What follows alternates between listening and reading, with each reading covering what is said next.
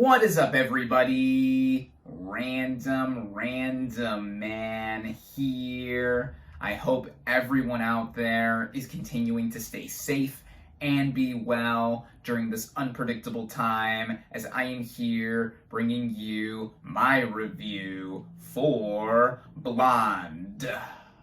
Based on the 2000 novel of the same name by Joyce Carol Oates, the plot of this psychological biographical fiction drama basically follows a fictionalized take on the life and career of American actress Marilyn Monroe, played by Ana de Armas. Going into this movie, I was highly anticipating it. This became one of my most anticipated films of the year, or of any year, back when it was unclear when this thing would be officially released. Now, concerning its subject matter, Marilyn Monroe, what is there to say about her that hasn't been said already? She is one of the most iconic women of the 20th century, and for sure, one of the most recognizable movie stars ever. I personally have really enjoyed films that she showed up in, like Gentlemen Prefer Blondes and Some Like It Hot, which I think is one of the funniest movies ever made. If you knew anything about her outside of her film career, you would know that she led a very arduous and tragic life that ended up cutting her life short. And I think that with this film, that is what I was most gravitating towards, in pulling the layers back as to who Marilyn Monroe, or by her real name, Norma Jean Mortensen, was, and what she went through in between all of the glitz and glam she experienced in the 1950s and 1960s. Leading up to and after this movie has been generally released in the US with a limited theatrical run and now on Netflix worldwide, there has been quite a bit of controversy surrounding this film. Most notably, the backlash against the casting of Ana de Armas, Cubana, as a Caucasian woman, Marilyn Monroe, and this film receiving an NC-17 rating by the MPA, making this the first NC-17 film to ever be released via a streaming service like Netflix. And for me personally, this is the first ever NC-17 film I am reviewing. Even with those factors at play, this movie got an inevitably polarizing response as more and more people have seen it, which only led me to be even more intrigued to watch this movie than I already was. Starting out with the cast and their performances, we have Ana de Armas as our title blonde, Marilyn Monroe, or Norma Jean Mortensen. Now, I love Ana de Armas. She has quickly become one of my favorite actresses that has been on the rise in the last several years, with breakout turns in films such as Blade Runner 2049 and Knives Out. And when it came to her being cast as Marilyn Monroe, I honestly thought it was inspired, to say the least. Of course, not everyone was thinking as optimistically as I was, as again, there has been backlash against de Armas being cast as Monroe after the trailers have been released, and a lot of people have cited that her Spanish accent kept slipping in and out. Whether I was noticing that or not while watching her portrayal of Monroe, I have to say that she gives a performance of a lifetime here. De Armas captures both the airiness of Monroe's voice and the raw emotion that was needed to peer back into her personal life and show how much trauma she went through, leading from how she was raised as a child all the way into she was in her prime as a movie star. And I think that this is one of the best performances I have seen in any movie all year thus far. De Armas is basically this whole movie once it starts portraying Monroe as an adult, and she is in every scene. But before that, when we get glimpses of her early childhood, we also get the portrayal of her mother, played by Julianne Nicholson. And whoa, what a great performance there too, in the bursts that we get, as she portrays her as abusive and negligent towards her young daughter, and inflicting a lot of stuff onto her that would have long-lasting effects into adulthood. This includes a delusion that is used as a framing through line across the narrative concerning the identity of Monroe's father, as she is trying to figure out who he is the entire time that we are seeing this all play out, trying to fill a hole within her soul, basically. And this leads her to have a tendency to call some men in her life daddy, which includes her husbands like Bobby Cannavale playing baseball star Joe DiMaggio, Monroe's second husband. I thought that he was very good here. He plays him with an assertive and direct effect, in contrast to who her third husband would be, renowned playwright Arthur Miller, played by Adrian Brody, who is much more caring and seldom, but also doesn't entirely know what to do, especially when Monroe's health starts to spiral further into their marriage. Brody is a brilliant actor, and I think that carries over here with this performance. And then the last two performances I want to give shout outs to are to Xavier Samuel and Evan Williams in their portrayals of Charlie Chaplin Jr. and Edward G. Robinson Jr., respectively. Both of them start a polyamorous relationship with Monroe earlier in the film before she marries Joe DiMaggio, and I think they bring out some of my favorite moments of the movie with them together. To me, this brought up a notion that the narrative was creating about Monroe's life in being empty or having a void that she wanted to fill within it, whether it was with loving other people or thinking that she was loving other people for the better of herself, but she still felt very isolated and lonely across a lot of her existence, which leads me into the overall writing and directing of this film. This was done by Andrew Dominik, who is no stranger to unconventional biopics before Blonde.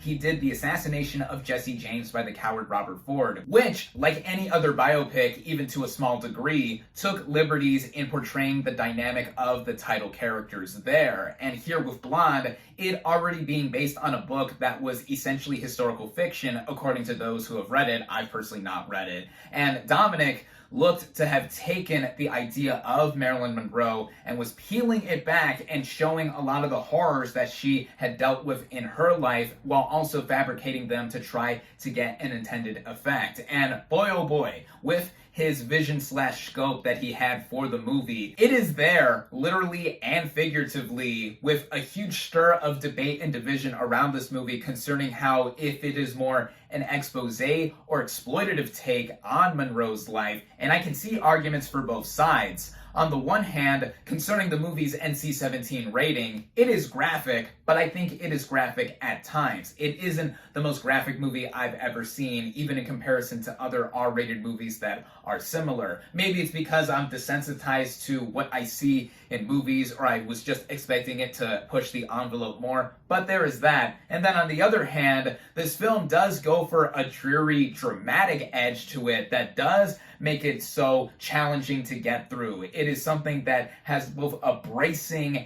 and demanding effect to it, which is a lot to take in, to say the least. And that is also put in tune and in combination with the stylistic choices that this movie goes with. This film is mostly shot in black and white, with certain portions being done in color, and with it, there are also shifting aspect ratios across it. Some moments we get where it is the regular 16:9 you are currently viewing this video on, or down to the 4:3. Basically, in this movie, experimenting with the sizes of its screen being either wider or narrower across it, I felt that it was in connection to the mindset or mental state of Monroe as her life progressed. And visually, this movie does have a lot of beauty with it, with the cinematography itself being gorgeous, showing off a lot of sweeping shots either in slow motion or just showing some scenery that is there. Then when it comes to the editing, while I was mostly cool with this film taking liberty with its screen sizes, the way it is cut together, I was more iffy on, with certain choices, even if fitting in line stylistically, feeling on the nose or obvious. Like some specific sexual and reproductive imagery already made it clear that Monroe was taken advantage of by a lot of powerful men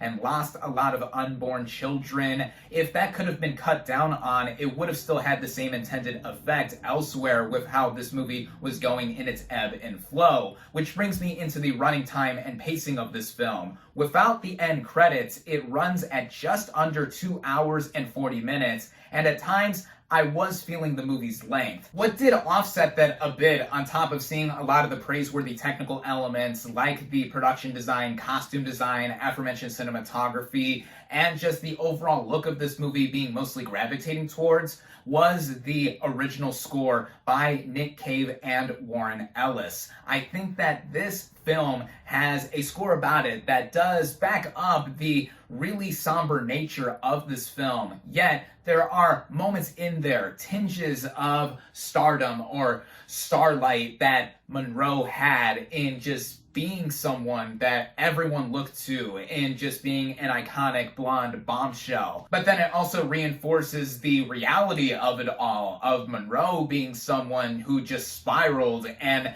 had a life that was full of both resentment on her part in feeling like she wasn't good enough or just wasn't doing her best to make it through the industry, or just being exploited by a lot of other people. And in turn, that is what a lot of people are going to feel like with this film. Is it an expose or exploitation? The debate still reigns on. For me, in seeing this movie overall, it's hard to say that one could enjoy an experience like this for how long it runs, what it is about, and just what it encompasses altogether. But I think that with all that it is put here, it is something that I don't think I'm going to be able to shake for a little while after I have finished filming this review. While I don't think that this is by any means a great film, I think it is far from being abhorrent in how people would interpret this as just being a sacrilegious attempt to try to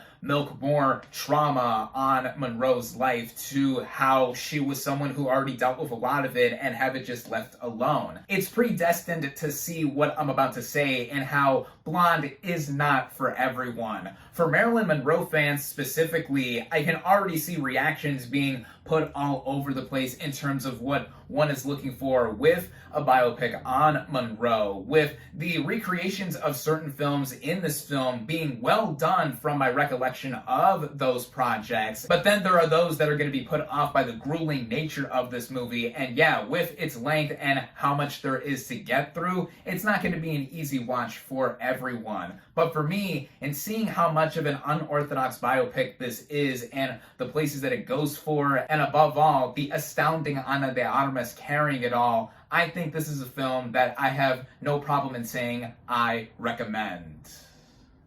My final verdict for Blonde is 3.5 out of 5 stars.